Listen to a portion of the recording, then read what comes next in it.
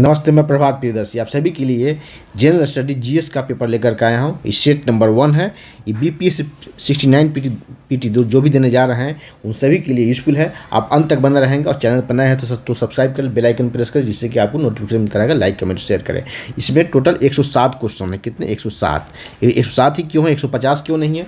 क्योंकि आप 30 से 35 क्वेश्चन जो है करंट अफेयर्स का आता है और 10 क्वेश्चन मैथ्स का आता है। ठीक है, और तो 107 क्वेश्चन मैं आप लोगों के लिए जीएस का कंप्लीट जीएस का 107 क्वेश्चन लेकर के आया हूँ। आप अंत तक बने रहें। चैनल पर नए हैं तो सब्सक्राइब करें, बेल आइकन प्रेस करें, जिससे कि नोटिफिकेशन आपको मिलता रहेगा। लाइक कमेंट और शेयर करें। चलिए, क्वेश्चन नंबर 1 रहा कि किस गवर्नर जनरल ने तोपखाने के मुख्यालय को कलकत्ता से मेरठ हस्तांतरित किया था? तो राइट आंसर होगा आपका लॉर्ड डलहौजी। कौन सा? लॉर्ड डलहौजी। कब किया था? तो 1856 में किया था। 1856 ईस्वी में किया था। और इसी ने क्या किया था? एक सेना मुख्यालय बनाया था। कहाँ? शिमला में सेना मुख्यालय बनाया। शिमला में सेना मुख्यालय क्वेश्चन पूछा जाएगा कि सेना मुख्यालय कहाँ बनाएगा? शिमला में। किसने बनाया? लॉर्ड डलहौजी ने बनाया। इसी ने 1854 में वुड डिस्पैच लाया था। वुड डिस्पैच इसी ने लाया था, 1854 में लाया था। चलिए आगे बढ़ते हैं। हम 2 नंबर क्वेश्चन पाते हैं। वर्ष 1916 में महिला विश्वविद्यालय की स्थापना कहाँ हुई थी? राइट आंसर है कि पूना में हुई थी। कहाँ? तो पूना में हुई थी। ठीक है, 1916 में पूना में हुई थी। ठीक है, डॉक्टर घोगे केशव कारगे ने की थी इसकी स्थापना। 3 नंबर क्वेश्चन, सोशलिस्ट पार्टी की बैठक सर्वप्रथम कहाँ हुई थी? ठीक है, कांग्रेस सोशलिस्ट पार्टी की सर्वप्रथम बैठक कहाँ हुई थी? राइट आंसर होगा आपको पटना में। कहाँ? ये पटना में हुआ था। कब? 1934 में हुआ था। ठीक है, 1934 में पटना के अंजुमन इस्लामिया हॉल में, यहीं पर यहाँ की कांग्रेस सोशलिस्ट पार्टी की औपचारिक रूप से स्थापना हुई। यहीं एक प्रथम बैठक हुई और पटना के अंजुमन इस्लामिया हॉल में, पटना यूनिवर्सिटी के पास है और जो अशोक राजपथ में है। इसमें आचार्य नरेंद्र देव अध्यक्ष बनते हैं और जयप्रकाश नारायण सचिव बनते हैं। इसमें और नेता होते हैं, जैसे मीनू मसानी, कई और नेता इसमें सम्मिलित होते हैं। आगे बढ़ते हैं 4 नंबर क्वेश्चन पर। नवंबर 1935 में हाजीपुर में आयोजित तृतीय बिहार प्रांतीय किसान सम्मेलन की अध्यक्षता किसने की? किसकी अध्यक्षता में आयोजित हुई? राइट आंसर होगा स्वामी सहजानंद सरस्वती। ठीक है, यही 1929 में कहाँ नाम है इसका? हाजीपुर में। इसी के पास सोनपुर है। तो 1929 में सोनपुर मेले में बिहार प्रांतीय किसान सभा का गठन किया था इन्होंने, स्वामी सहजानंद सरस्वती। ठीक है, आगे बढ़ते हैं। हाँ, उससे पहले मुंगेर में 1923 ईस्वी में श्री कृष्ण सिंह ने किसान सभा का गठन किया था। उसी को आगे नाम दे करके इन्होंने प्रांतीय किसान सभा बनाया। ठीक है, फिर आगे 1936 में अखिल भारतीय किसान सभा का गठन होता लखनऊ में। आगे बढ़ते हैं। 5 नंबर क्वेश्चन, महात्मा गांधी को कांग्रेस के किस अधिवेशन की एकमात्र बार अध्यक्ष चुना गया? राइट आंसर होगा बेलगांव। तो बेलगांव कब? तो 1924 में। कब? 1924 में। बेलगांव है कहाँ? तो कर्नाटक में है। कहाँ? कर्नाटक में। एक ही बार इन्होंने अध्यक्षता किया था। ठीक है, इसमें क्या है कि NS हार्डिकर द्वारा प्रशिक्षित हिंदुस्तान सेवा दल के स्वयंसेवकों ने इस अधिवेशन में सैनिटेशन की स्वच्छता का जिम्मेवारी लिया था। अब क्वेश्चन पर आगे बढ़ते हैं। 6 नंबर है, निम्नलिखित में से किस वर्ष झारखंड का कोल विद्रोह हुआ था? कोल विद्रोह कब हुआ था? तो कोल विद्रोह हुआ था आपको 1820 से लेकर 36 तक हुआ। 1820 से लेकर 36 तक हुआ था ये कोल विद्रोह। ठीक है, आदिवासी विद्रोह था और सुरगा और सिंगराय इसके नेता थे। कौन थे? सुरगा और सिंगराय। सिंगराय इसके नेता थे। ठीक है, आगे है 7 नंबर क्वेश्चन है, दीनबंधु मित्र द्वारा लिखित पुस्तक नील दर्पण क्या है? एक कहानी है, भी उपन्यास, नाटक है, एक प्रसंग कथा है। राइट आंसर होगा ये क्या है? एक नाटक है। क्या है? एक दीनबंधु मित्र का क्या है? एक नाटक है। ओके, ये इस पे बार बार क्वेश्चन पूछा जाता है। दीनबंधु मित्र नील दर्पण की रचनाकार कौन है? दीनबंधु मित्र है। इसके क्या है? तो वो नाटक है। ठीक है, नाटक है। और बंगाल में नील विद्रोह हुआ था, नील की खेती के लिए जो हुआ था विद्रोह, किसानों का विद्रोह, उसमें इसकी चर्चा की गई है। ठीक है, आगे बढ़ते हैं। 8 नंबर क्वेश्चन, सूची 1 को सूची 2 से सम्मिलित करें। ठीक है, अब देखिए सन्यासी विद्रोह, इसको ठीक करें, इसको संथाल कर लेंगे आप लोग। क्या? संथाल विद्रोह। ठीक है, संथाल विद्रोह देखते हैं आप। संथाल विद्रोह, कुका विद्रोह और यह मुंडा विद्रोह, तो गुंडा है, ये होगा मुंडा विद्रोह। कौन सा? मुंडा विद्रोह, ये मुंडा विद्रोह, मुंडा विद्रोह, ठीक है। और रंपा विद्रोह मिलाते हैं इसको। संथाल विद्रोह, सिद्धू कानू, चांद भैरव, 4 भाई थे, चारों भाई ने इसका नेतृत्व किया था, सिद्धू कानू, चांद भैरव। कुका विद्रोह जो है आपको हुआ था ये भगत जवाहर मल, कुका विद्रोह। और आगे है रंपा विद्रोह, तो रंपा विद्रोह ये चला जाएगा, अल्लारी सीताराम राजू, रंपा विद्रोह, ठीक है। और बिरसा मुंडा विद्रोह हो जाएगा आपको मुंडा विद्रोह, बिरसा मुंडा विद्रोह। देखिए इस पर और जाने, इससे संबंधित, ठीक है। चांद भैरव ये कब हुआ था? तो 1855 में हुआ था संथाल विद्रोह। भागलपुर से, बिहार के भागलपुर भी उसमें शामिल था, भागलपुर से राजमहल की पहाड़ी तक हुआ था। कुका विद्रोह जो है, कुका विद्रोह 1871 में पंजाब में हुआ था। कहाँ हुआ था? ये पंजाब में हुआ था, ये पंजाब में हुआ था। मुंडा विद्रोह झारखंड में हुआ था। और रंपा विद्रोह जो है मद्रास में हुआ। रंपा विद्रोह कहाँ हुआ था? तो मद्रास में हुआ। चलिए आगे बढ़ते हैं, हम 9 नंबर क्वेश्चन पाते हैं। तो उसका राइट आंसर होगा आपको सी हो जाएगा। आते हैं हम रंपा विद्रोह। 9 नंबर क्वेश्चन, अस्थायी भूमि बंदोबस्त किन क्षेत्रों में लागू किया गया था?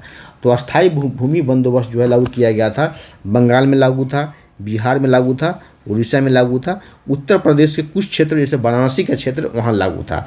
तमिलनाडु में लागू नहीं था, ये नहीं होगा। पूर्वी उत्तर प्रदेश, मद्रास, ये भी नहीं होगा, ये नहीं होगा। राइट आंसर होगा ए, ठीक है, ये होगा। और कुल ब्रिटिश भूमि का कितना प्रतिशत था? तो कुल ब्रिटिश भूमि का 29% था, कि नहीं 19%, ठीक है, 19% में था, ठीक है। और इसे सूर्य अस्त का नियम भी क्या कहा जाता है? इसमें क्या था? 10/11 भाग कंपनी को दिया जाता था। ध्यान देंगे, इस तरह के क्वेश्चन आपसे पूछा जा सकता है, ठीक है। 10/11 भाग कंपनी को दिया जाता था और 1/11 भाग लेता था जमींदार अपने पास रखता था। या इस तरह से कह सकते हैं परसेंटेज में कि 89% जो है किस जमींदार, सॉरी, कंपनी को दिया जाता था और 11% जो है जमींदार अपने पास रखता था, ठीक है। और किसने लागू किया था? कब लागू किया था? इसे लॉर्ड कॉर्नवालिस ने लागू किया था। लॉर्ड कॉर्नवालिस ने लागू किया था। कब लागू किया था? तो 1793 में। कब? तो 1793 में इसे लागू किया था। 1793 में इसे लागू किया गया था, ठीक है। चलिए आगे बढ़ते हैं हम। अब आते हैं 10 नंबर क्वेश्चन पर। धन बहिर्गम सिद्धांत सर्वप्रथम निम्नलिखित से किसने प्रस्तुत किया था? किस लेख में प्रस्तुत किया था? तो राइट आंसर होगा B, poverty and un British rule in India में इसको प्रस्तुत किया गया था, इसका उल्लेख किया गया था सर्वप्रथम इसमें।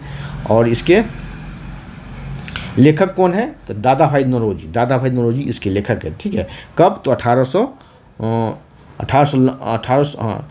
2 मई 1867 को लंदन में आयोजित ईस्ट इंडिया एसोसिएशन की बैठक में लेख उन्होंने प्रस्तुत किया था 1867 में, ठीक है। किस बैठक में? तो ईस्ट इंडिया एसोसिएशन की बैठक। ईस्ट इंडिया एसोसिएशन की स्थापना इन्होंने ही किया था लंदन में, ठीक है। आगे बढ़ते हैं। 11 नंबर, अहमदिया आंदोलन के संस्थापक निम्नलिखित में से कौन है? तो इसका राइट आंसर होगा ये मिर्जा गुलाम अहमद अहमदिया आंदोलन के ये नेता थे। और इसकी स्थापना किया था कब? 1889 में, ठीक है। 12 number, Akhil Bharatiya trade union Congress की स्थापना 1920 में। एक तो जाने कि अखिल भारतीय ट्रेड यूनियन कांग्रेस की स्थापना कब किया गया, इस तरह से आपसे क्वेश्चन पूछा जाता है, तो आपको प्रश्न से ही एक प्रश्न बन जाएगा, 1920 में किया गया, ठीक है। इसकी स्थापना किसने किया? ठीक है, इसकी स्थापना किया था लाला लाजपत राय, और दूसरे व्यक्ति थे एम.एन. जोशी। लाला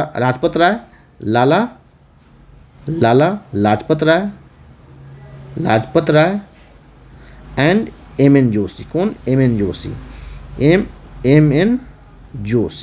जोशी दूसरे व्यक्ति थे। लेकिन इसके प्रथम अध्यक्ष कौन थे? तो इसके प्रथम अध्यक्ष थे लाला लाजपत राय, इसके प्रथम अध्यक्ष थे। क्वेश्चन है कि इसके प्रथम अध्यक्ष कौन थे? तो लाला लाजपत राय इसके प्रथम अध्यक्ष है, ठीक है। और प्रथम बार इसका सम्मेलन हुआ था कहाँ? तो बम्बई में हुआ था। कहाँ? बॉम्बे में हुआ था। चलिए आगे बढ़ते हैं।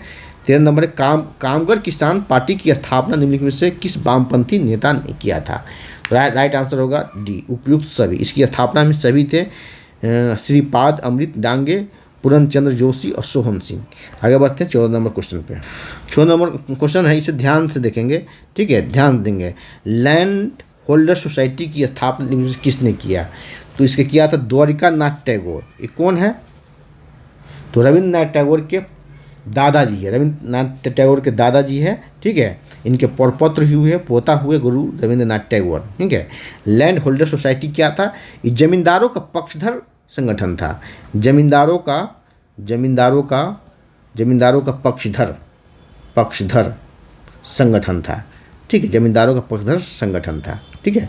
इसी साथ अब ये भी जान लें कि इनके पोते थे कौन। हाँ, ये पहले इनके दादा जो थे, ये द्वारकानाथ टैगोर जो है, ये अंग्रेज़ों के साथ ये अपना बिजनेस किया था, व्यापार किया था, उद्यम स्थापित किया था अंग्रेज़ों के साथ मिलकर के, ठीक है, द्वारकानाथ टैगोर ने। अब देखते हैं कि इसने किस जमींदारों की रक्षा के लिए क्या बनाया था, लैंड होल्डर सोसाइटी।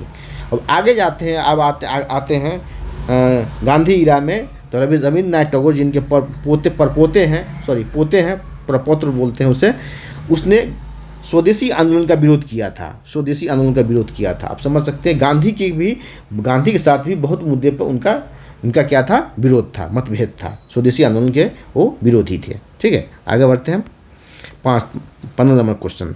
निम्न में से कौन इंडियन होम रूल सोसाइटी के सदस्य थे। तो 15 नंबर का राइट आंसर होगा आपको वी डी सावरकर, लाला हरदयाल, मनोहरलाल ढींगरा और उपयुक्त सभी इसका राइट आंसर होगा। इंडियन होम रूल सोसाइटी की स्थापना कब हुई थी, तो 1905 में हुई थी। कब, 1905 में। ये कई बार क्वेश्चन आपको पूछा जा चुका है पीसीएस एग्जाम्स में। 1905 में, ठीक है, 1905 में किया गया था, 1905 में, ठीक है। और कहाँ किया गया था, तो लंदन में। कहाँ, तो लंदन में, ठीक है, लंदन में किया गया। चलिए आगे बढ़ते हैं हम। 16 नंबर, किस आंदोलन के दौरान युगांतर आश्रम की स्थापना की गई थी। तो 16 का राइट आंसर होगा आपको बी, गदर आंदोलन के द्वारा, ठीक है। गदर आंदोलन क्या है, कहाँ चलाया गया, तो कहाँ इसकी स्थापना की गई थी, सैन फ्रांसिस्को में, अमेरिका में, सैन फ्रांसिस्को अमेरिका में इसका स्थापन किया गया था। कब, तो नवंबर 1913 ईस्वी में, नवंबर 1913। ये सब डेटा आपसे पूछे जाते हैं एग्जाम में, ठीक है, नोट करते रहेंगे। 1913 इसमें Sohan Singh Bhakna Hind association of America की स्थापना की थी, ठीक है। और गदर आंदोलन के समय इसका एक किया गया था, कालांतर में। हाँ, सोहन सिंह भकाना जो 1913 में गदर हिंद एसोसिएशन ऑफ अमेरिका की स्थापना की थी, आगे जा कर के इसे ही गदर नाम दे दिया गया, हिंद एसोसिएशन ऑफ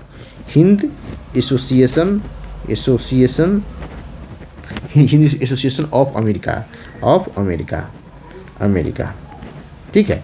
इसे आगे जाकर के नाम दे, क्वेश्चन पूछा जाएगा कि गदर आंदोलन का पूर्व नाम क्या है, तो हिंद एसोसिएशन ऑफ अमेरिका, ठीक है। आगे बढ़ते हैं, 17 नंबर क्वेश्चन पर आते हैं।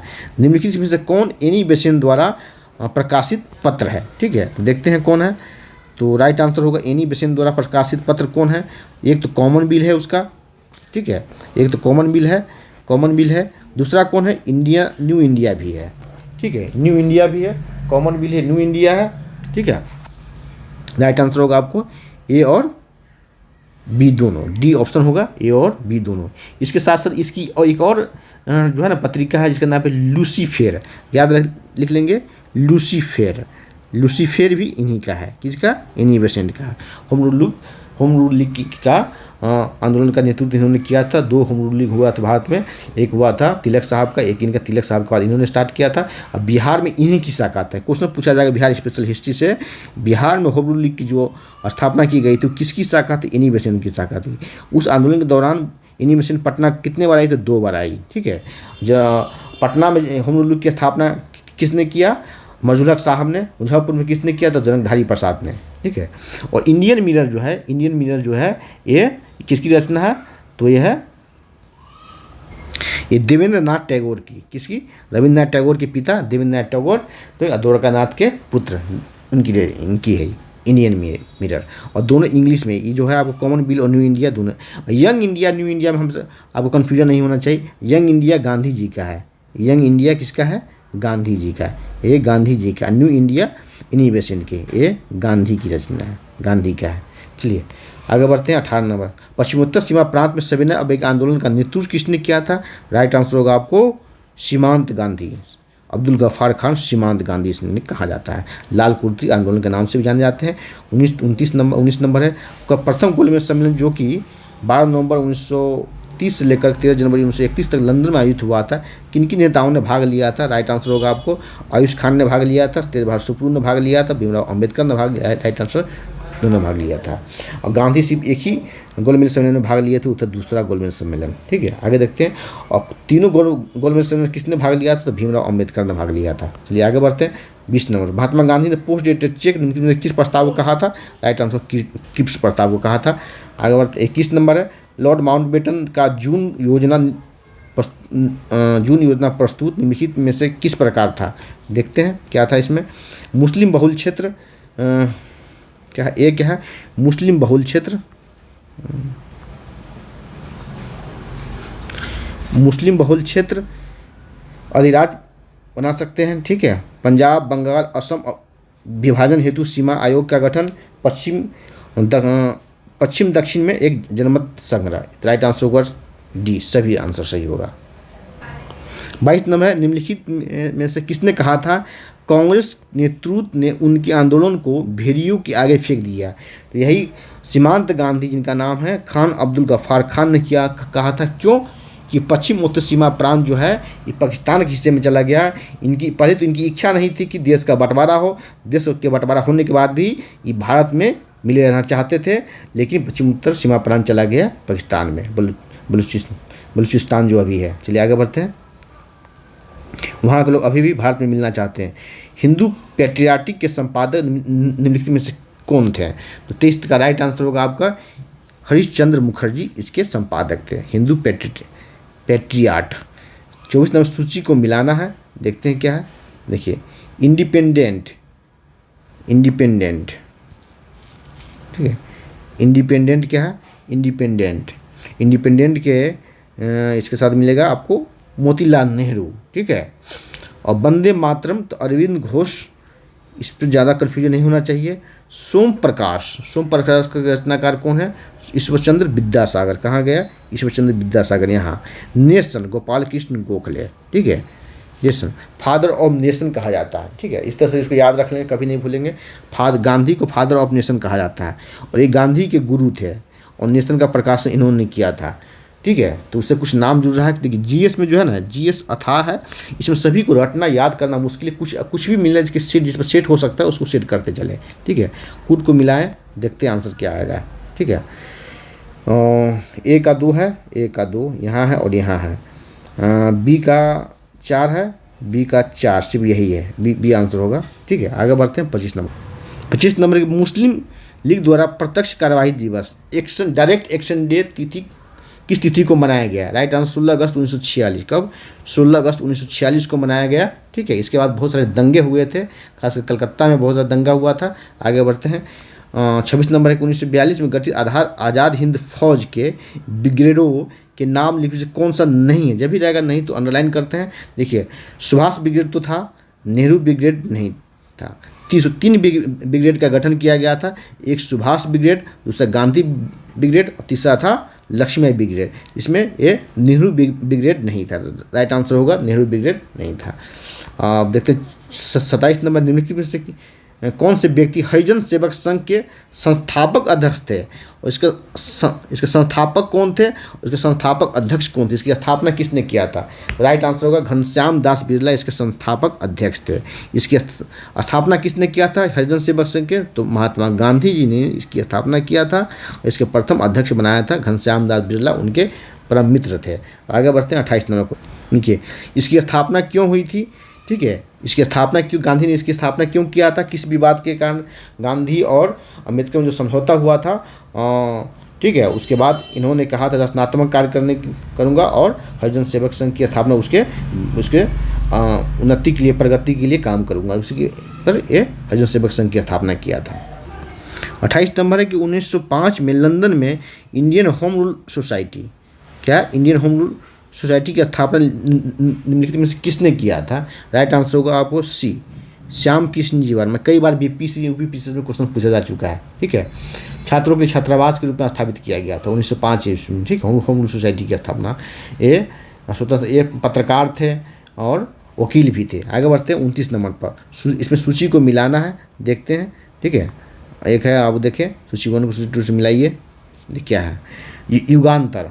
युगांतर के लेखक कौन है? युगांतर क्या है? युगांतर एक समाचार पत्र है। कि संपादक कौन है? समाचार पत्र ओब्लिक पुस्तक है। युगांतर के संपादक कौन है?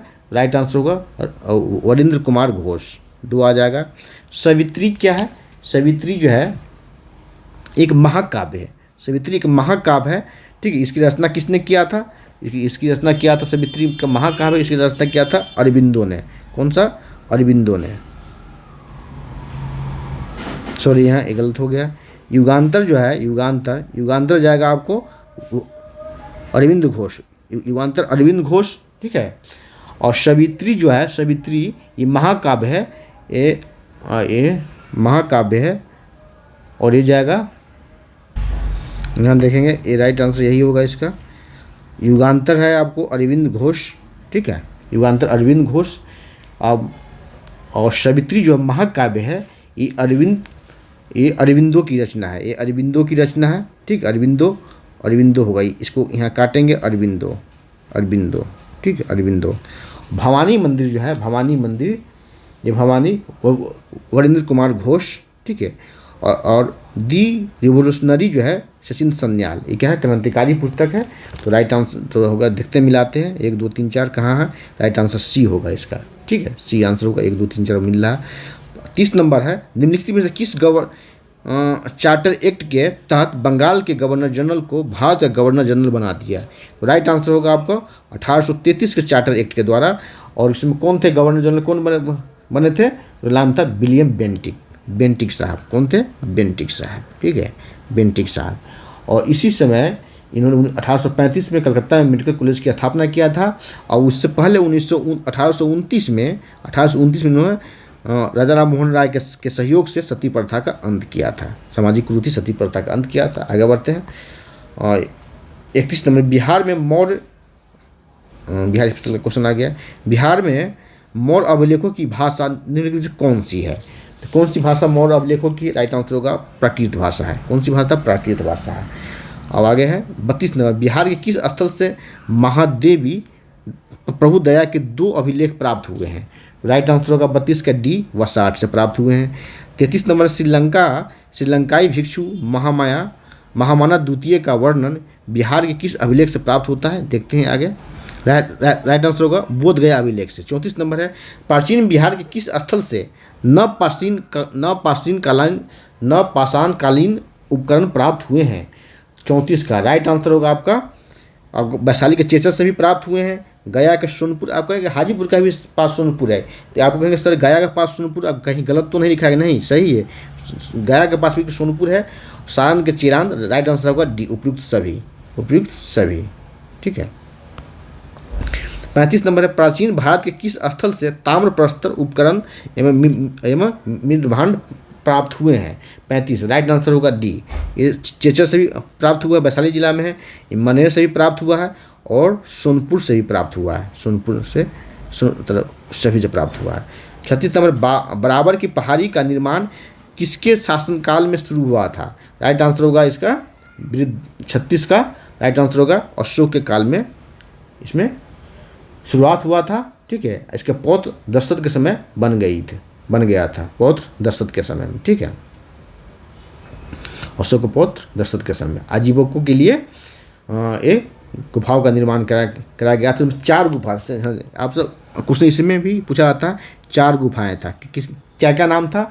इसका नाम था कर्ण चौपार, लोमस ऋषि, तीसरा था सुदामा गुफा और चौथा था विष्णु झोपड़ा, ठीक है। आगे बढ़ते हैं। 34 नंबर, मुंगेर ताम्रपत्र अभिलेख निम्नलिखित में से किस राजवंश से संबंधित है?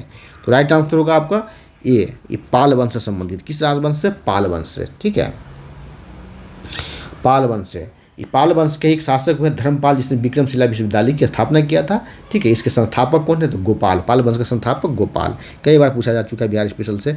38 नंबर, निम्नलिखित में से किस विद्वान ने बराबर की गुफाओं का विस्तृत अध्ययन प्रस्तुत किया था? बराबर की गुफाओं का निर्माण किसने किया था, किसके लिए निर्माण किया गया था? अब है क्वेश्चन, किसने इसके विस्तृत अध्ययन प्रस्तुत किया था? तो 38 का राइट आंसर होगा सी, बुकानन। क्या नाम है? बुकानन। 39 का बिहार से प्राप्त आरंभिक आहत सिक्के निम्नलिखित में से किस नाम से जाने जाते हैं? तो राइट आंसर होगा आपका, देखते हैं राइट आंसर, कर्षापन भी कहलाता था, धारण भी कहलाता था और पर्ण भी। राइट आंसर होगा डी, उपयुक्त सभी कहलाता था। 40 नंबर, प्रतिहार राजा भोज के सिक्के वर्तमान में बिहार के किस जिले से प्राप्त हुए हैं? 40 नंबर का राइट आंसर होगा प्राप्त हुए नालंदा से। कहाँ? नालंदा से। 41 नंबर है, निम्नलिखित में से सर्वप्रथम मगध का उल्लेख, ध्यान देंगे कई बार पूछा जा चुका, जब सर्वप्रथम हो अंतिम हो तो उस ध्यान से करेंगे उस क्वेश्चन को। सर्वप्रथम मगध का उल्लेख किस वेद में, वेद का के बारे में पूछा जा रहा है मगध का। क्वेश्चन ये भी आता है कि बिहार का सर्वप्रथम उल्लेख किस में किया गया, तो आता है राइट आंसर होगा शतपथ ब्राह्मण। कौन सा? शतपथ ब्राह्मण। मगध का उल्लेख सर्वप्रथम किस में किया गया, किस वेद में? राइट आंसर होगा आपका ये,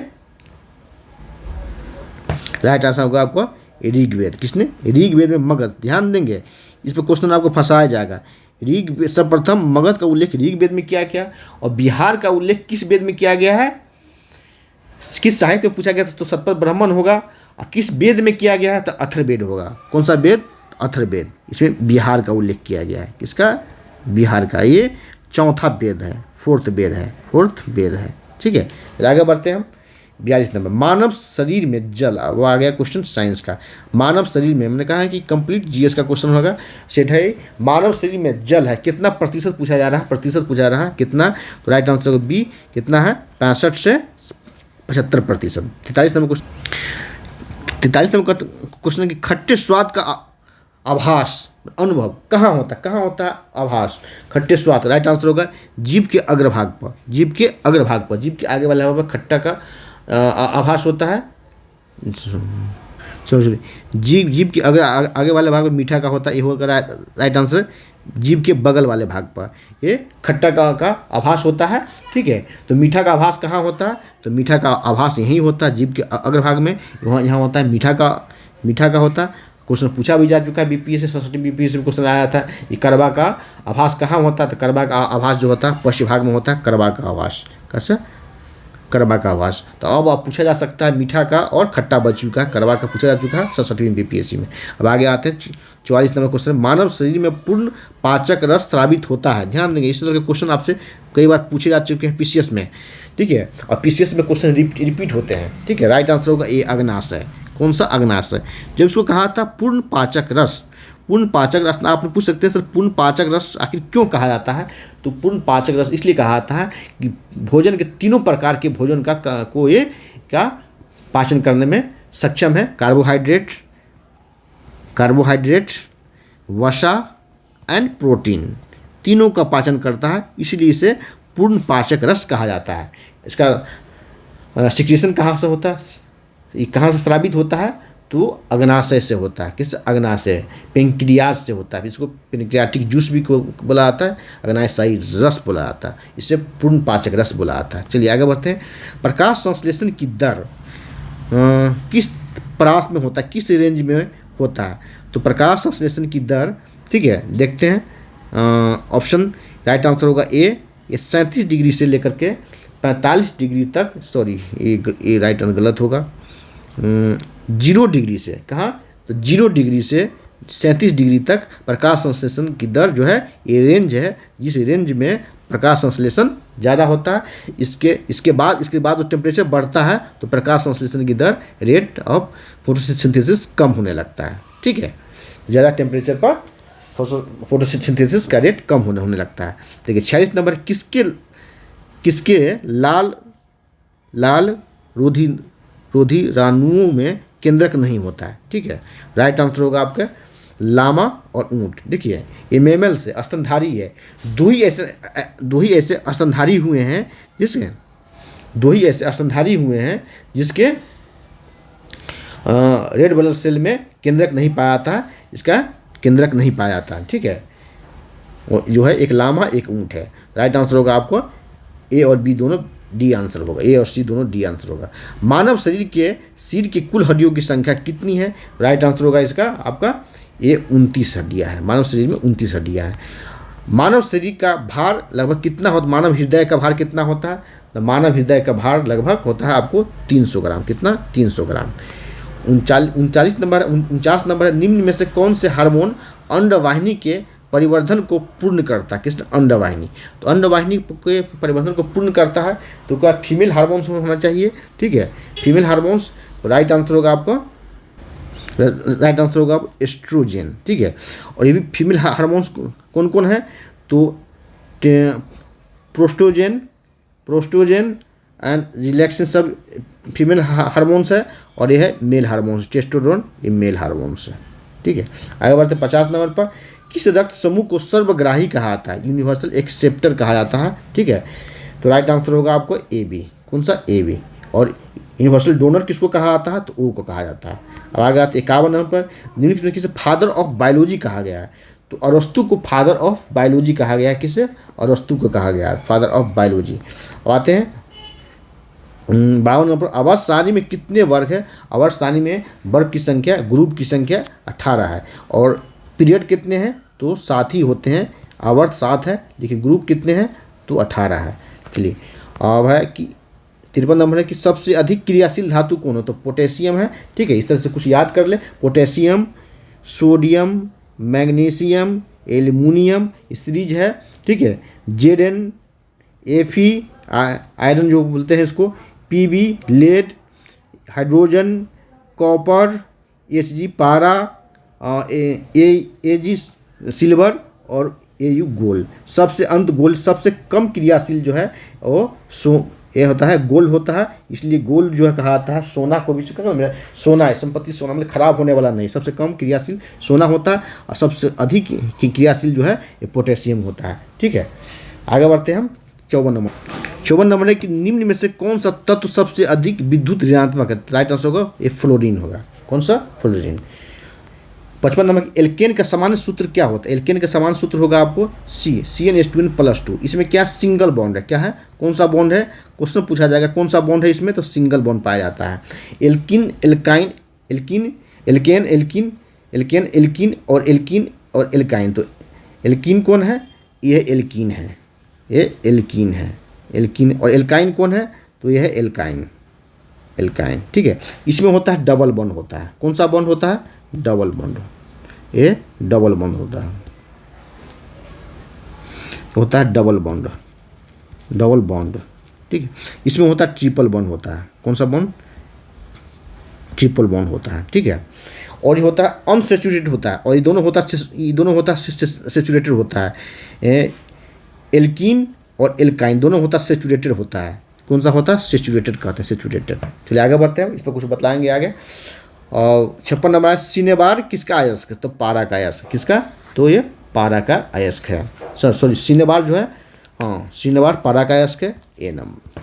57 नंबर है, बॉक्साइट, कारंडम और क्रायोलाइट किसका अयस्क है? तो राइट आंसर होगा 57 का डी, एल्युमिनियम का अयस्क है।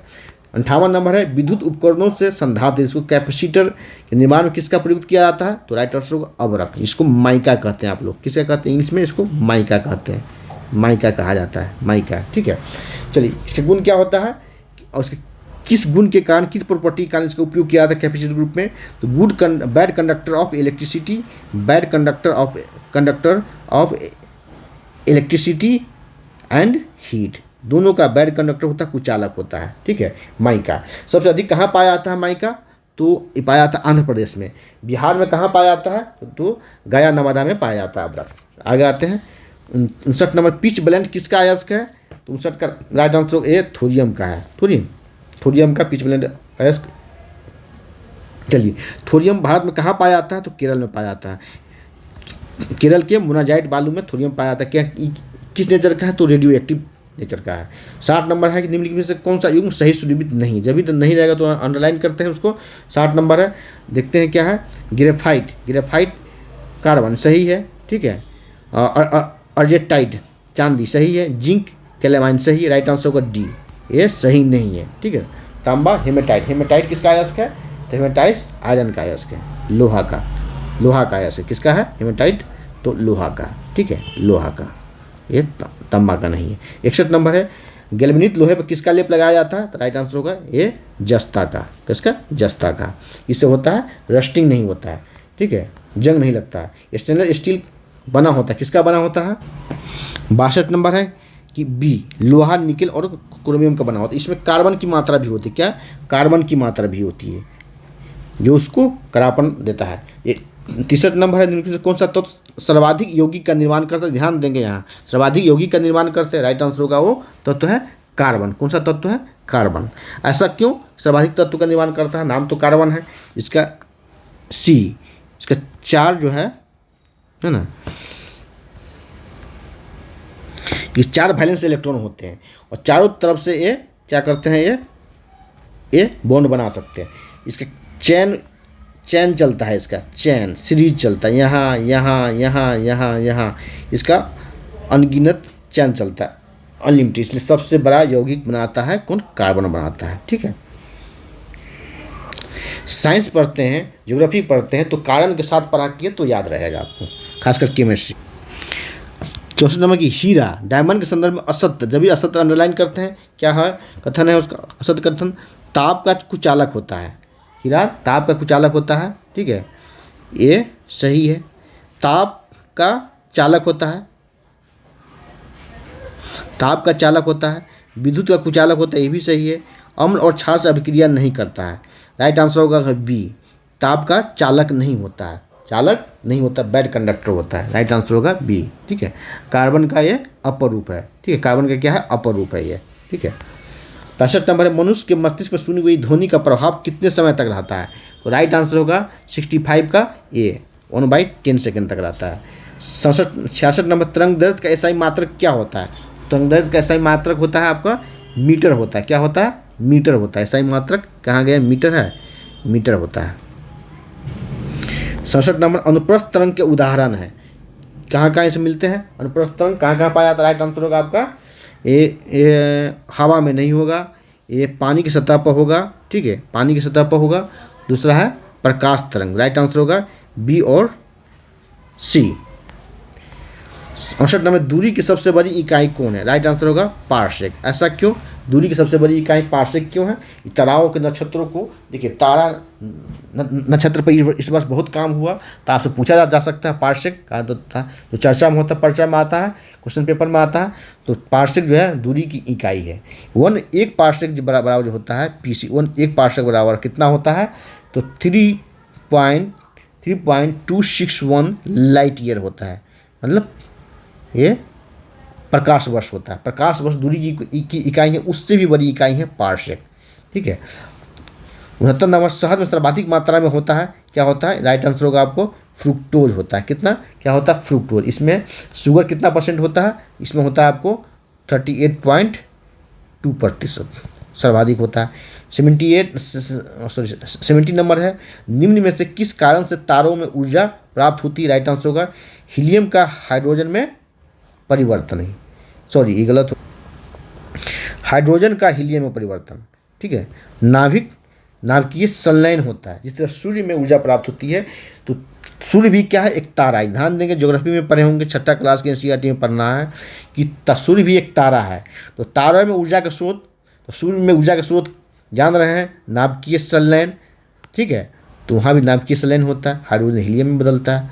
अब आते हैं 71 नंबर, ध्वनि में तरंगों का संचरण होता है, केवल ठोस में, केवल वायु में, निर्वात में तो नहीं होता है, ठोस और केवल में वायु में, राइट आंसर होगा आपको ठोस और दोनों, डी आंसर होगा। 72 नंबर है, सोमेश्वर श्रेणी की ऊंचाई कितनी है, बिहार स्पेशल का ज्योग्राफी आ गया, राइट आंसर होगा आपका कितनी है, तो 864 मीटर है, सॉरी 874 मीटर है। बिहार के किस जिले में विंध्यक्रम की चट्टानें पाई जाती है, राइट आंसर होगा कैमूर। एक और जिला है जिसका नाम है रोहतास। 2 जिलों में विंध्यक्रम की चट्टानें पाई जाती है, बाकी जो है मुंगेर, नवादा, ठीक है, यहाँ पाया जाता है धारवाड़ क्रम की चट्टानें, ठीक है।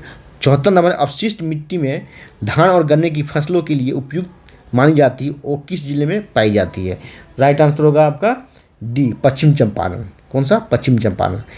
और 75 नंबर समुद्र तल से बिहार की औसत ऊंचाई कितनी है, तो 75 का राइट आंसर होगा आपको ये 53 मीटर। अगर फीट में पूछ दे, अब 53 मीटर आप रट्टा मार के गए हैं, अगर फीट में पूछ दे तो हो जाएगा आपको 170 फीट। ठीक है। 76 नंबर बिहार के किस जिले में अनुसूचित जनजातियों की SC की सर्वाधिक संख्या, राइट आंसर होगा गया। गया में सर्वाधिक संख्या है, कितनी है, तो 30.39%। ठीक है। और ST की संख्या कहाँ सर्वाधिक है, तो पश्चिम चंपारण में ST की संख्या, अनुसूचित जनजाति की संख्या सर्वाधिक है। अब आते हैं टीन का सबसे बड़ा भंडार कहाँ है, तो आ जाएगा दक्षिण पूर्व एशिया में है। 78 नंबर है कालबुर्गी और कुलगार्डी की खाने किस लिए है, तो सोना की खाने हैं। कहाँ है, तो ऑस्ट्रेलिया में है। सोने के सबसे अधिक खान ऑस्ट्रेलिया में ही है, लेकिन सोने का सबसे सर्वाधिक उत्पादक देश कौन है, चाइना है। 67 BPSC में क्वेश्चन पूछ चुका है।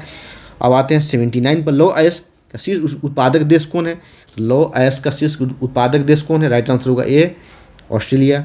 और 80 नंबर पृथ्वी की भूपट्टी में सर्वाधिक पाए जाने वाली अयस्क कौन है, तो राइट आंसर होगा ए 80 का ये एल्युमिनियम।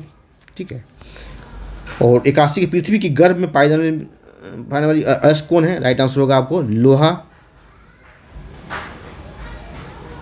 पृथ्वी के गर्भ में सर्वाधिक पाई जाने वाली धातु अयस्क कौन है, तो लोहा है। दूसरा कौन है, तो निकेल है, इससे सेकेंड स्थान पर आता है, नीफे उसको कहते हैं। 82 नंबर है कि प्राक्कलन समिति, अब आएगा पॉलिटी का क्वेश्चन। प्राक्कलन समिति में कितने सदस्य होते हैं, तो प्राक्कलन समिति में कितने सदस्य होते हैं, राइट आंसर 30 सदस्य होते हैं। और सभी के सभी सदस्य जो होता है ये लोकसभा के होते हैं। सभी सदस्य किसके होते हैं, लोकसभा के। इस सभी के सदस्य होते हैं लोकसभा के, राज्यसभा के सदस्य इसमें नहीं होते, सभी सदस्य लोकसभा के होते हैं प्राक्कलन समिति के। अब आते हैं परिसीमन आयोग। देखिए ये क्वेश्चन डालने का उद्देश्य है, कहा था जो चर्चा में होता है, पर्चा में होता है, आगे परिसीमन होने वाला, इसी परिसीमन को देखते हुए संसद भवन का निर्माण किया गया है। सीटों की संख्या, बैठने की सीटों की संख्या बढ़ाई गई है, क्योंकि परिसीमन होगा तो सांसदों की संख्या बढ़ेगी। परिसीमन आयोग चर्चा में है। अभी तक 4 परिसीमन आयोग का ही गठन हुआ है भारत में। कब का, 1952, 1962, दूसरा 1973, तीसरा 1973 और चौथा हुआ है 2002 में। ठीक है, 2002 में। लेकिन 2002 में सीटों की संख्या नहीं बढ़ाया गया, अदला बदली किया, रिजर्व सीट को जनरल किया गया, जनरल सीट को रिजर्व किया गया। इसमें 2 बार संविधान संशोधन करके इसको रोका गया है, क्योंकि जनसंख्या घनत्व उत्तर भारत में बढ़ चुका है, दक्षिण भारत में कम है। अगर एवरेज हो जाने का इंतजार इस पर किया जा रहा था कि ऐसा न हो कि उत्तर भारत में सांसदों की संख्या ज़्यादा हो जाए और लोकसभा में प्रतिनिधित्व उसका कम हो जाए दक्षिण भारत का। ठीक है, इसको देखते हुए। लेकिन फिलहाल अभी राज्य विधानसभा में JNK में, जम्मू कश्मीर में और असम में भी जो है वहाँ लागू की परिसीमन हुआ है, लेकिन सीटों की संख्या नहीं बढ़ी है, सीटों की संख्या उतनी ही है, सिर्फ वहाँ सीटों का अदला बदली हुआ है। बिहार में भी हुआ था। तो इस संबंधी चर्चा में इस पर मैं एक पूरा क्लास भी लूँगा आप लोगों के लिए 2-3 दिन में। ठीक है, तो राइट आंसर होगा आपका 83 का ए। किस अनुच्छेद में उल्लेख है, ए। ध्यान देंगे परिसीमन आयोग पर जो है ना, इसकी रिपोर्ट पर चैलेंज नहीं कर सकते, सुप्रीम कोर्ट में भी जाकर इस पर चैलेंज नहीं कर सकते। इसकी जो लिख दिया वो रामबाण होता है। 84 नंबर है किस संवैधानिक संशोधन द्वारा मैथिली को संविधान की 8वीं अनुसूची में शामिल किया गया, तो राइट आंसर 84 की ये 92। ठीक है, इस कौन था, तो मैथिली, संथाली, डोगरी और बोडो 4 भाषाएं थी। ठीक है, 4 भाषाएं थी। 8वीं अनुसूची में शुरुआत में मात्र 14 भाषाएं थी, अभी बढ़कर कितनी हो गई, तो 22 भाषाएं हो गई है। आगे बढ़ते हैं 85 नंबर क्वेश्चन पर। वित्त आयोग के गठन का प्रावधान कहाँ, किस अनुच्छेद में किया गया, तो अनुच्छेद 280 में किया गया। किसमें, अनुच्छेद 280 में किया गया, अनुच्छेद 280 में किया गया, 280 में किया गया। 5 वर्षों पर राष्ट्रपति द्वारा इसका अभी क्या है 15वां वित्त आयोग का अभी चल रहा है, उसके NK सिंह उसके अध्यक्ष है। राज्यों को देने के लिए कितना सिफारिश किया गया, तो 41%, पहले था 42% से घटा के 41 कर दिया, क्योंकि 1% विशेष रूप से जम्मू कश्मीर को दिया जा रहा है। 86 नंबर राज्यपाल पद पर नियुक्त हेतु न्यूनतम आयु कितनी होनी चाहिए, राइट आंसर है 35 वर्ष। कितनी वर्ष, 35 वर्ष। जो आयु राष्ट्रपति के लिए है वही आयु राज्यपाल के लिए 35 वर्ष है। ठीक है, यह है 35 वर्ष। भारत का नागरिक होने से 87 नंबर वर्तमान में देश में कितने समुदायों को अल्पसंख्यक का दर्जा दिया गया, 87 नंबर है, वर्तमान में देश में कितने समुदाय को अल्पसंख्यक का दर्जा प्राप्त है। ये क्वेश्चन डालने का भी मतलब मेरा ये था, उद्देश्य ये था कि अल्पसंख्यक पर बहुत सारी चर्चाएं हो रही है, बहुसंख्यक और अल्पसंख्यक पर। तो भारत में कितने समुदायों को अल्पसंख्यक के रूप में दर्जा प्राप्त है, तो 6 समुदाय है। कितने? 6 है। ठीक है, कौन कौन है? ठीक है, मुस्लिम, पारसी, सिख, ईसाई, बौद्ध और जैन। 2014 में दिया गया था जैन को, 2014 में जैन को दिया गया था। ठीक है, जैन को, न तो हिंदू के अंदर ही था, 2014 में जैन को दिया गया था। अब आते हैं 88 नंबर पर, अल्पसंख्यक वर्गों के लिए कि भाषा, लिपि और संस्कृति के संरक्षण का उल्लेख किया गया। किसमें? किस अनुच्छेद में? राइट आंसर होगा 29 में। 29 में। 79 नंबर है, 89 नंबर, संविधान में 9वीं अनुसूची में किस वर्ष संविधान संशोधन में जोड़ा गया? 9वीं अनुसूची। राइट आंसर हो जाएगा 89 का बी, 1951 में। 90 नंबर, भारतीय संविधान की प्रस्तावना की भाषा किस देश से ली गई? देखिए, भाषा पूछा जा रहा है, प्रस्तावना की भाषा, प्रस्तावना नहीं पूछा जा रहा, प्रस्तावना की भाषा पूछा रहा है, किस देश से लिया गया? राइट आंसर होगा ऑस्ट्रेलिया से लिया गया। प्रस्तावना की भाषा ऑस्ट्रेलिया से लिया गया, लेकिन प्रस्तावना की भाषा नोट, प्रस्तावना संयुक्त राज्य अमेरिका से लिया गया। ठीक है, लेकिन भाषा से पूछ दे, सिर्फ भाषा, तो हो जाएगा ऑस्ट्रेलिया हो जाएगा। 91 नंबर है, 91 नंबर है, दिल्ली को देखिए किस वर्ष राष्ट्रीय राजधानी घोषित किया गया? ठीक है, क्वेश्चन मेरा फ्रेम करने का उद्देश्य यही है। दिल्ली जो है अब बहुत चर्चा में है, केंद्र सरकार और दिल्ली सरकार के बीच में बड़ा टसन चल रहा है, अभी विवाद चल रहा, सुप्रीम कोर्ट तक मैटर गया। ठीक, अधिकार क्षेत्र के लिए, अधिकार के लिए, पावर के लिए। ठीक है, दिल्ली राष्ट्रीय राजधानी क्षेत्र कब घोषित किया गया, दर्जा दिया गया, विधानसभा कब दर्जा दिया गया वहाँ, उस पर भी क्वेश्चन मैंने डाला है। अब आगे आप देखेंगे। 91 नंबर का राइट आंसर हो जाएगा कौन सा? सी, 1991 में। ठीक है, 92 नंबर की लिखित संविधान की अवधारणा किस देश से लिया गया? तो लिखित संविधान की अवधारणा फ्रांस से लिया है। कहाँ? फ्रांस है। और 93 नंबर की बिहार में अब कुल कितने बार राष्ट्रपति शासन लागू हुए? तो 8 बार लागू हो चुका है, कुल 8 बार लागू हो चुका है। ठीक है, कुल 8 बार लागू हो चुका है। पहली बार कब लागू हुआ था? तो पहली बार 1968 में लागू हुआ था, 29 जून 1968 को, अंतिम 7 मार्च 2005 को। सबसे अधिक बार राष्ट्रपति शासन किसके शासन में लगाया गया है? किसके मुख्यमंत्री काल में? तो भोला प्रसाद शास्त्री के काल में 3 बार लगाया गया है। 94 नंबर को, पटना उच्च न्यायालय की स्थापना किस वर्ष की गई? कब किया गया था? 3 फरवरी 1916 को किया गया था। 3 फरवरी 1916 को किया गया था। ठीक है, और अगले वर्ष किया गया था पटना यूनिवर्सिटी का, पटना पीयू का किया गया था। पीयू का किया गया था कब? तो अगले वर्ष 1917 में किया गया, क्योंकि इसके लिए हाई कोर्ट तो खुल गया, स्थापित हो गया, तो वकील कहाँ से मिलेगा, क्लर्क कहाँ से मिलेगा? उसके लिए यूनिवर्सिटी खोला गया। ठीक है, और किस अधिनियम के द्वारा? तो 1909 के अधिनियम के, तो भारत संसद अधिनियम के द्वारा खोला गया। और वर्तमान में इसके चीफ जस्टिस कौन है? तो इसके के विनोद चंद्रन इसके चीफ जस्टिस है। चलिए आगे बढ़ते हैं हम। 95 नंबर, बिहार में कुल कितने प्रमंडल है? तो कुल 9 प्रमंडल है। 96 नंबर, पंचायती राज व्यवस्था में कुल कितने विषयों को शामिल किया गया? तो 29 विषय को शामिल किया गया है। 97 नंबर, ग्राम सभा की बैठक कितने वर्ष होना चाहिए? तो 4 बार होना चाहिए, 2 बार अनिवार्य है। 98 नंबर, काली क्रांति का संबंध किससे है? तो काली क्रांति का संबंध जो है कच्चे तेल से है। किससे? कच्चे तेल, पेट्रोलियम से है। 99 नंबर, जुलाई 2021 में किस विभाग को वित्त मंत्रालय के अधीन लाया गया? ठीक है, तो राइट आंसर हो जाएगा इसका सी, सार्वजनिक उद्यम विभाग को वित्त मंत्रालय का अधीन लाया गया। 100 नंबर क्वेश्चन होगा आगे। 100 नंबर क्वेश्चन है कि भारत में किस वर्ष प्रथम औद्योगिक नीति लागू किया गया? तो हो जाएगा राइट आंसर 1948 में। 1948 में हो जाएगा। 1948 में कौन थे उसमें उद्योग मंत्री? कौन थे? तो डॉक्टर श्यामा प्रसाद मुखर्जी उस समय उद्योग मंत्री थे। आते हैं 101 में, बिहार में भारत हरित क्रांति की शुरुआत किस पंचवर्षीय योजना में की गई थी? राइट आंसर हो जाएगा आपका डी, तृतीय पंचवर्षीय योजना। किसमें? तृतीय पंचवर्षीय योजना में किया गया था हरित क्रांति की शुरुआत। कब? तो 1966 संसद में किया गया था। इसके प्रणेता क्या कौन थे? स्वामीनाथन, MS स्वामीनाथन। और आते हैं 102 नंबर पर, बिहार निम्न में से किस राज्य में कोंकण रेलवे नहीं है? राइट आंसर होगा तमिलनाडु में कोंकण रेलवे नहीं है, ये जो है गोवा में है, महाराष्ट्र में और केरल में है। राइट आंसर 103 का, निम्न में से किस वर्ष कांग्रेस पार्टी का द्वारा राष्ट्रीय नियोजन समिति गठन किया है? किस वर्ष कांग्रेस पार्टी द्वारा राष्ट्रीय नियोजन समिति गठन किया गया? तो हो जाएगा 1938 में। एक अधिवेशन हुआ था, कहाँ अधिवेशन हुआ था? हरिपुरी अधिवेशन। डिवीजन हुआ था। इसकी अध्यक्षता क्या था, किसने, तो सुभाष चंद्र बोस ने, बोस साहब ने इसकी अध्यक्षता किया था इसी में। तो इस समिति नियोजन, राष्ट्रीय नियोजन समिति का अध्यक्ष किसे बनाया गया था, तो जवाहरलाल नेहरू को बनाया गया, जवाहरलाल नेहरू को बनाया गया था। ठीक है, आगे बढ़ते हैं।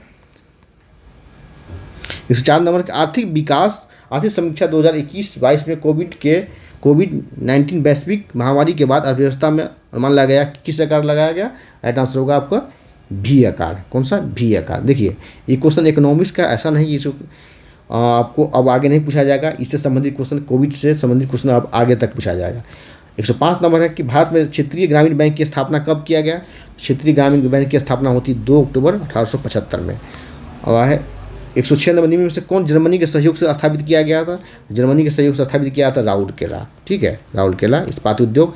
दुर्गापुर जो किया गया था यूके के सहयोग से, नोट कर लेंगे। भिलाई किया गया था रूस के सहयोग से, रसिया उसमें था, ठीक है, रूस